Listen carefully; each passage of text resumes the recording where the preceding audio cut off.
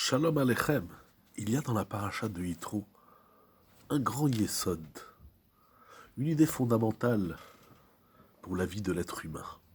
Parmi tous les sujets magnifiques qu'il y a dans cette paracha, Yitro, le don de la Torah, regardez au chapitre 19, verset 1.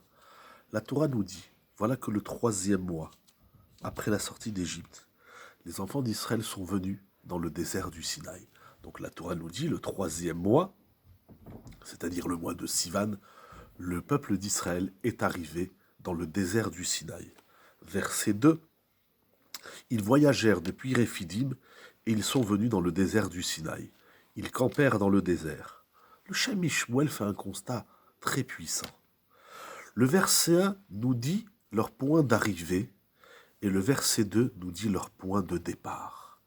C'est-à-dire, le premier verset nous dit « ils arrivent dans le désert du Sinaï » et le deuxième verset nous dit « ils sont partis depuis Réphidim ». N'aurait-il pas été plus logique de dire le contraire? Ils ont voyagé de Réphidim et ensuite ils arrivent dans le Sinaï. Comment se fait-il que la Torah a inversé le point de départ et le point d'arrivée? Plutôt que de dire ils voyagèrent de Réphidim et ils sont arrivés au Sinaï, la Torah nous dit ils sont arrivés au Sinaï et ils ont voyagé depuis Réphidim. C'est tout simplement incroyable ce constat du Shem Mishmuel. Et le Shem Mishmuel nous dit quelque chose d'incroyable.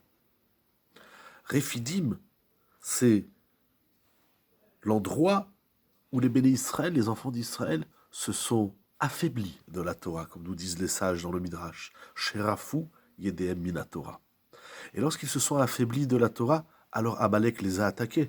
C'est ce qui s'est passé à la fin de la paracha précédente, dans la paracha de Béchalach, puisqu'après la traversée de la mer, ils arrivent à Réphidim et ils rencontrent Amalek qui va entamer avec le clan d'Israël un combat. Et donc, nous dit le Shem Mishmuel, il y a des moments dans la vie où l'homme est rafouille et Réphidim, c'est-à-dire qu'il est affaibli, il est ce qu'on appelle dans le creux de la vague. Comment on sort de cette situation affaiblissante ou affaiblie tout simplement?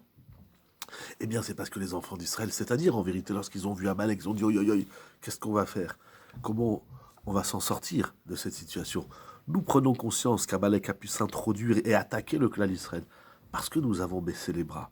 Alors, lorsque l'homme n'est pas bien, il doit penser au meilleur. C'est-à-dire, chaque fois qu'ils avançaient les béné Israël, ils se disaient, il ne faut pas qu'on perde de vue l'objectif. Et l'objectif, c'est la Torah. Tenu Oz l'Elokim. La Torah, elle est appelée Oz. La Torah, c'est elle qui nous donne la force. Et si on ne perd pas de notre mémoire, de notre esprit, le mont Sinaï, alors on peut voyager d'un endroit à un autre, que ce soit géographique, bien évidemment, ou des situations dans la vie. Lorsque quelqu'un n'est pas bien dans sa vie, il ne doit pas se dire « Ouh là là, ça va être pire ». Il doit se dire « Ça va être mieux ».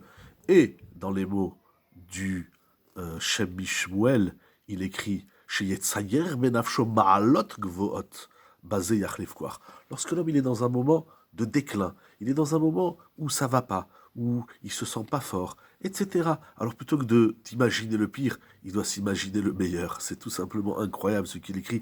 Et lorsque nous pensons au meilleur, c'est ce qui nous donne la force de sortir du drame, de sortir de la situation embarrassante. C'est pour ça que la Torah dit, les enfants d'Israël, ils sont arrivés au Sinaï. C'est-à-dire, ils n'ont pas perdu de leur esprit leur point d'arrivée. Alors, ils ont pu repartir de Réphidim, ils ont pu se relever de cette guerre, de ce combat qu'Amalek leur a apporté. Ne perdons jamais de notre esprit l'objectif de notre vie, l'objectif de notre journée, l'objectif du meilleur. Et lorsqu'on vit dans un état d'esprit du meilleur, alors les moments difficiles de la vie sont plus souples et en tout cas, ils ne nous freinent pas dans notre avancée. Shabbat Shalom.